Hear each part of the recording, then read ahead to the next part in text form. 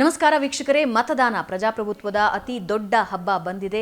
ಎಲ್ಲರೂ ವೋಟ್ ಮಾಡಿ. ಇವತ್ತು ನಮ್ಮ ಜೊತೆ ಒಬ್ಬ ವಿಶೇಷ ಅತಿಥಿ ಇದ್ದಾರೆ. ಇವರು ದಶಕಗಳ ಕಾಲ ತಮ್ಮ ಅಭಿನಯದ ಮೂಲಕ, ನಿರ್ದೇಶನದ ಮೂಲಕ ನಿಮ್ಮ ಮನಸ್ಸಿನಲ್ಲಿ ಒಂದು ಶಾಶ್ವತ ಸ್ಥಾನ ಪಡ್ಕೊಂಡಿದ್ದಾರೆ.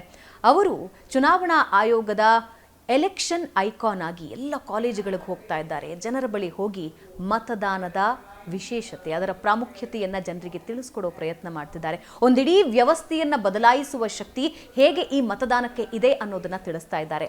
ನಮ್ಮ ಜೊತೆ ನಟ, ನಿರ್ದೇಶಕ ರಮೇಶ್ ಅರವಿಂದ್ ಅವರಿದ್ದಾರೆ. ಸರ್ ನಮಸ್ಕಾರ, ಕಾರ್ಯಕ್ರಮಕ್ಕೆ ಸ್ವಾಗತ. Thank you. ನಮಸ್ಕಾರ ಸರ್. ನನಗೆ ಆಶ್ಚರ್ಯ ಆಗೋದು, how you look so young day by day. ನಾನು ನಿಮ್ಮನ್ನು ಪ್ರತಿ ಸಲ ಭೇಟಿ ಆದಾಗಲೂ ಹೆಂಗಿದು, how it happens? I don't know ರೀ, ಎಲ್ಲ ಜೀನ್ಸ್ ಇರಬೇಕು ಅಪ್ಪ ಬಂದು, ನಂದೇನಿಲ್ಲ ಇದರಲ್ಲಿ. ರೈಟ್. ಎಲೆಕ್ಷನ್ ಅಂದರೆ ಪ್ರಜಾತಂತ್ರದ ಅತಿ ದೊಡ್ಡ ಹಬ್ಬ. ಸಾಮಾನ್ಯವಾಗಿ ಈಗಿನ ಜನ್ರೇಷನ್ ನೋಡ್ತಾ ಇದ್ದೀವಿ ಏನಂದರೆ, ಒಂದು ದಿನ ರಜಾ ಸಿಕ್ತು ಅಂದರೆ ಒಂದು 4 ಸಾಲು ರಜೆಗಳನ್ನ ಹಾಕ್ಕೊಂಡು ಮನೆಗೆ ಹೋಗ್ಬಿಡ್ತಾರೆ, ಅಥವಾ ಬೇರೆ ಟ್ಯೂರಿಸ್ಟ್ ಪ್ಲೇಸಸ್ಗೆ ಹೋಗ್ಬಿಡ್ತಾರೆ. 4 ದಿನ ರಜಾ ಸಿಗುತ್ತೆ ಅಂತ. ಆದರೆ ಮತದಾನದ ಬಗ್ಗೆ ನೀವೊಂದು ವಿಡಿಯೋ ಮಾಡಿ ಹಾಕಿದ್ದೀರಿ. ಆ ವಿಡಿಯೋದಲ್ಲಿ ನೀವೊಂದಷ್ಟು ಉದಾಹರಣೆಗಳನ್ನ ಕೊಟ್ಟಿದ್ದೀರಿ. ಅಕ್ಕ ತಂಗಿರ ಮದುವೆ ಅಂದ್ರೆ ನೀವು ಹೋಗ್ತೀರಿ, ಅದು ಅಂದ್ರೆ ನೀವು ಕೊಟ್ಟಿರೋ ಎಕ್ಸಾಂಪಲ್ಸ್ ಇದೆಯಲ್ಲ, ಹೌದಲ್ವಾ ಅಂತ ಅನ್ಸುತ್ತೆ. And as a election icon ಆಗಿ ನೀವು ಕಾಲೇಜಸ್ಗೆ ಹೋಗ್ತಿದ್ದೀರಿ, ಜನರನ್ನು ಭೇಟಿ ಆಗ್ತಿದ್ದೀರಿ, ಮತದಾನ ಎಷ್ಟು ಮುಖ್ಯ ಅನ್ನೋದನ್ನು ಹೇಳ್ತಾ ಇದ್ದೀರಿ. ಆ್ಯಂಡ್ ಇವತ್ತಿನ ಯಂಗ್ ಜನ್ರೇಷನ್ನಿಂದ ಹಿಡಿದು ಈ ಮಧ್ಯಮ ಮಿಡಲ್ ಏಜಲ್ಲಿ ಇರ್ತಾರಲ್ಲ, ಅವರನ್ನು ಸ್ವಲ್ಪ ಬೂತಿಗೆ ಎಳ್ಕೊಂಬರ್ಬೇಕಾಗಿರೋ ಸಿಚುವೇಶನ್ ಇದೆ ಅನ್ಸುತ್ತೆ. ಎಕ್ಸಾಕ್ಟ್ಲಿ. ನಾನು ಏನು ಹೇಳಕ್ಕೆ ಪ್ರಯತ್ನ ಪಡ್ತಾ ಇದ್ದೀನಿ ಅಂದರೆ, ಯಂಗ್ಸ್ಟರ್ಸ್ ಜೊತೆ ಅಲ್ಲೂ ಅದು ಒಂದು ಖುಷಿ ರೀ. 2,000 3,000 ಸ್ಟೂಡೆಂಟ್ಸ್ ಜೊತೆ ಬೆರೆಯೋದೇ ಖುಷಿ ನನಗೆ. ಆ್ಯಂಡ್ ನಾವು ಏನು ಹೇಳಕ್ಕೆ ಹೊರಟಿದ್ದೀವಿ ಅಂದರೆ, ಆ ಟೈಮಲ್ಲಿ RCB ಮ್ಯಾಚ್ ಎಲ್ಲ ನಡೀತಾ ಇತ್ತು. ಓಕೆ, ಸೊ ನಾವು ಈಗ ಏನೇನೋ ಮ್ಯಾಚೆಲ್ಲ ನಾವು ಮಿಸ್ ಮಾಡ್ಬೋದು, ಬಟ್ ಇಂಡಿಯನ್ ಕ್ರಿಕೆಟ್ ಟೀಮ್ ನಾವು ಮಿಸ್ ಮಾಡಲ್ಲ. ಯಾಕೆ? ನಮ್ದು. ಅದೇ ಥರ ಈಗ ಅಕ್ಕನ ಮದುವೆ, ತಂಗಿ ಮದುವೆ ನಾವು ಮಿಸ್ ಮಾಡ್ತೀವ? ಇಲ್ಲ. ಯಾಕೆ? ನಮ್ಮದು. ಅಪ್ಪಂದು ಷಷ್ಠಿ ಪೂರ್ತಿ ನಾವು ಮಿಸ್ ಮಾಡಲ್ಲ. ಯಾಕೆ? ನಮ್ಮದು. ಅದೇ ಥರನೇ ಎಲೆಕ್ಷನ್ ಅಂತ ಹೇಳ್ತಾ ಇರೋದು. ಒಂದನ್ನು ನಮ್ಮದು ಅಂತ ನೀವು ಸ್ವೀಕರಿಸ್ಬಿಟ್ರೆ ನೀವು ಸ್ಪಂದಿಸೋ ರೀತಿಯೇ ಬೇರೆ ಅಲ್ವಾ? ಯಾವುದಾದ್ರೂ ಸರಿ. ಓನರ್ಶಿಪ್. ಒಂದು ಬಿಸ್ನೆಸ್ ಯಾಕೆ ಸೂಪರ್ ಹಿಟ್ ಆಗುತ್ತೆ, ಅದೇ ಬಿಸ್ನೆಸ್ ಇಬ್ಬರು ಮಾಡ್ತಾರೆ, ಒಬ್ಬ ಗೆಲ್ತಾನೆ, ಒಬ್ಬ ಸೋಲ್ತಾನೆ. ಯಾಕೆಂದರೆ ಇವು ನಮ್ಮದು ಅಂತ, ಅದನ್ನು ನಂದು ಅಂತ ತಗೊಳ್ತಾನೆ. ಆ ಥರ ಎಲ್ಲವೂ ನೀವು ನಮ್ಮದು ಅಂದ್ಕೊಂಡ ನೀವು ಯಶಸ್ಸನ್ನು ಕಾಣ್ತೀರಿ. ಅದೇ ಥರ ಎಲೆಕ್ಷನ್ ಆಗಬೇಕು ಅಂತ ನನ್ನ ಆಸೆ. ಸೊ ನಾನು ಹೇಳ್ತೇನೆ, ನಮ್ಮದು ಅಂತ ಅಂದ್ಕೊಳ್ಳಿ.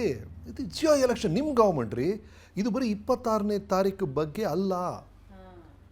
ನಾಳೆ ನೀವು ಲಕ್ಷಾಂತರ ರೂಪಾಯಿ ದುಡಿತೀರ, ಅದ್ರ ಮೇಲೆ ಇನ್ಕಮ್ ಟ್ಯಾಕ್ಸ್ ಎಷ್ಟು, ಅದನ್ನು ಡಿಸೈಡ್ ಮಾಡೋದು ಯಾವುದು? ಓಕೆ, ಆ ಇನ್ಕಮ್ ಟ್ಯಾಕ್ಸ್ ಡಿಪಾರ್ಟ್ಮೆಂಟ್. ಅದನ್ನು ಡಿಸೈಡ್ ಮಾಡೋದು ಯಾವುದು? ಆ ಗೌರ್ಮೆಂಟ್. ಅದನ್ನು ಡಿಸೈಡ್ ಮಾಡೋದು ಯಾರು? ಎಲೆಕ್ಷನ್. ಅದನ್ನು ಡಿಸೈಡ್ ಮಾಡೋದು ಯಾರು? ನೀವು. ನಿಮ್ಮ ಮತ. ಹಾಗಾಗಿ ಇದು ಬರೀ 26ನೇ ತಾರೀಕು ಒಂದು ಚೀಟಿ ಹಾಕೋದಲ್ಲ, ಅದು ಬಟನ್ ಒತ್ತೋದಲ್ಲ. ಅದು ನಿಮ್ಮ ಜೀವನಕ್ಕೆ ಸಂಬಂಧಪಟ್ಟಿದ್ದು ಭಾಳ ಹತ್ತಿರವಾಗಿ ಅನ್ನೋದನ್ನು ಹೇಳ್ತಾ ಇದ್ದೀನಿ. ಸೊ ಅದು ಅವ್ರಿಗೆ ರೀಚ್ ಆಗ್ತಿದೆ. ಈ ಥರ ಹೇಳಿದಾಗ ಅದು ರೀಚ್ ಆಗ್ತಿದೆ ಅನ್ಸುತ್ತೆ ನನಗೆ. ನೀವು ಕೊಟ್ಟಿರೋ ಎಕ್ಸಾಂಪಲ್ಸೇ ಅಷ್ಟು ಬ್ಯೂಟಿಫುಲ್ ಆಗಿದೆ. ನೀವು RCB ಎಕ್ಸಾಂಪಲ್ನ ಕೊಟ್ರಿ, ಎಲ್ಲರೂ ಮನೇಲಿ ಕೂತ್ ಕಾಯ್ತಿರ್ತಾರೆ, ನಮ್ದು ನಮ್ದು ನಮ್ದು ಅಂತ. ಎಕ್ಸಾಕ್ಟ್ಲಿ. ನನಗೆ ಹಿಂಗೆ ನೀವು ಮಾತಾಡುವಾಗ ಅನ್ನಿಸ್ತಿದೆ, ನಿಮ್ಮ ಫಸ್ಟ್ ವೋಟಿಂಗ್ ಎಕ್ಸ್ಪೀರಿಯನ್ಸ್ ಹೇಗಿತ್ತು ಅಂತ. When you voted for the first time. See what happens is, ನಾವೆಲ್ಲ ಚಿಕ್ಕ ವಯಸ್ಸು ನಮ್ಮ ಸಿವಿಕ್ಸ್ ಅಂತ ಈಗಲೂ ಇದೆಯಲ್ಲ ಗೊತ್ತಿಲ್ಲ ನನಗೆ, ಪಾಠದಲ್ಲಿ ಪ್ರಜಾಪ್ರಭುತ್ವ, ಡೆಮಾಕ್ರಸಿ ಅಂದರೆ ನಮ್ಮ ಹಿರಿಯರೆಲ್ಲ ಎಷ್ಟು ಹೋರಾಡಿದ್ದಾರೆ ಅನ್ನೋದೆಲ್ಲ ನಮ್ಗೆ ಹೆಂಗಿತ್ತು ಅಂದರೆ, ಎಷ್ಟೊಂದು ದೇಶದಲ್ಲಿ ವೋಟ್ ಮಾಡೋಕೆ ಹಕ್ಕೇ ಇಲ್ಲ ರೀ. ನಿಂತ್ಕೋ, ಬಾಯಿ ಮುಚ್ಕೊಂಡು, ಹೇಳಿದ್ದನ್ನು ಕೇಳು ಅಂತ ಎಷ್ಟೊಂದು ದೇಶಗಳಿದೆ. ನಿಮಗೆ ಈ ಸ್ವಾತಂತ್ರ್ಯ ಕೊಟ್ಟಿದ್ದಾರಲ್ಲ, ಎಂಥ ಅದ್ಭುತ. You are taking it for granted. ಇದರ ಅದ್ಭುತ. ನಾನು ಏನು ಹೇಳ್ತಾ ಇದ್ದೀನಿ ಅಂದರೆ, ಇದನ್ನೆಲ್ಲ ನಮ್ಮ ಚಿಕ್ಕ ವಯಸ್ಸಲ್ಲಿ ಗೊತ್ತಿತ್ತು. ಅಂದರೆ ಒಂಥರ ನಮಗೇ ಗೊತ್ತಿಲ್ಲದೆ ಇದು ನಮ್ಮ ಜವಾಬ್ದಾರಿ, ನಮ್ಮ ಕರ್ತವ್ಯ, ಇದು ಬರೀ ಹಕ್ಕಲ್ಲ ಅಂತ ತಲೆಯಲ್ಲಿ ತುಂಬಿಸ್ಬಿಟ್ಟಿದ್ರು. ಸೊ ನಾವೆಲ್ಲ ಬೈ ನೇಚರ್ ಯಾವ ಚುನಾವಣೆ ಮಿಸ್ ಮಾಡಿಲ್ಲ. ಎಲ್ಲೋ ಶೂಟಿಂಗ್ ಇತ್ತು, ಔಟಲ್ಲೋ ಫಾರಿನಲ್ಲಿ ಇದ್ದೀವಿ ಅಂತ ಮಿಸ್ ಆಗಿರ್ಬೋದೇ ಹೊರತು ಪ್ರತಿಯೊಂದು ಎಲೆಕ್ಷನ್ಲೂ ನಾವು ಫ್ಯಾಮಿಲಿಯೆಲ್ಲ ಹೋಗಿ ವೋಟ್ ಮಾಡಿದ್ದೀವಿ. ನಾನು ಸ್ವಲ್ಪ ಯಂಗ್ ರಮೇಶ್ ಅರವಿಂದ್ ಅವ್ರ ಹತ್ರ ಕರ್ಕೊಂಡು ಹೋಗ್ತೀನಿ ನಿಮ್ಮನ್ನ. How was the experience? ಅಂದರೆ ನಾನು ಬಹಳಷ್ಟು ಜನರ ಹತ್ರ ಕೇಳಿದ್ದೀನಿ, ಎಕ್ಸೈಟ್ಮೆಂಟ್ ಇರುತ್ತೆ, first vote, I am gonna vote for the first time ಅಂತೆಲ್ಲ. ಅದು ಹೇಗಿತ್ತು? ನಿಮ್ಮ ಮೊದಲನೇ ಮುತ್ತು ಇರ್ಬೋದು, ನಿಮ್ಮ ಮೊದಲನೇ ಪ್ರೇಮ ಇರ್ಬೋದು, ಆ ಫಸ್ಟ್ ಟೈಮ್ ಎಲ್ಲದಲ್ಲೂ ಒಂದು ಮಜಾ ಇರುತ್ತೆ ಅಲ್ವಾ? ಹಾಗೆ ವೋಟಿಂಗ್ ಕೂಡ.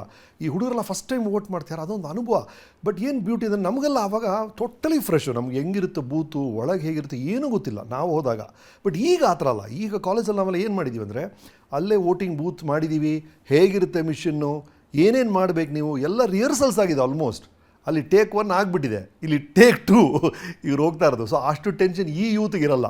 ಸೊ ನಮಗೆಲ್ಲ ಫಸ್ಟ್ ಎಕ್ಸ್ಪೀರಿಯನ್ಸ್ ಅನ್ನೋದು naturally it's a beautiful thing. ಎಲ್ಲದಕ್ಕಿಂತ ರೀ, ನೀವು ಅಡಲ್ಟ್ ಆಗಿದ್ದೀರಾ, ಈ ದೇಶವನ್ನು ಆಳೋರು ಯಾರು ಅಂತ ನೀನು ನಿರ್ಧಾರ ಮಾಡ್ಬೋದು ಅನ್ನೋದು ಒಂದು ಪವರ್ ಕೊಟ್ಟಿದ್ದಾರಲ್ರಿ.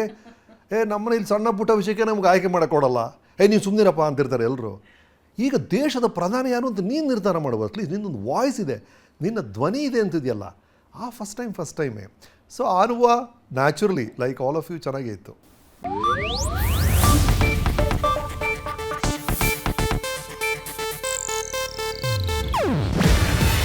ಇದು ಏಷ್ಯಾನೆಟ್ ನ್ಯೂಸ್ ನೆಟ್ವರ್ಕ್ ಪ್ರಸ್ತುತಿ. ನೀವು ನೋಡ್ತಿದ್ದೀರಾ ಏಷ್ಯಾನೆಟ್ ಸುವರ್ಣ ನ್ಯೂಸ್.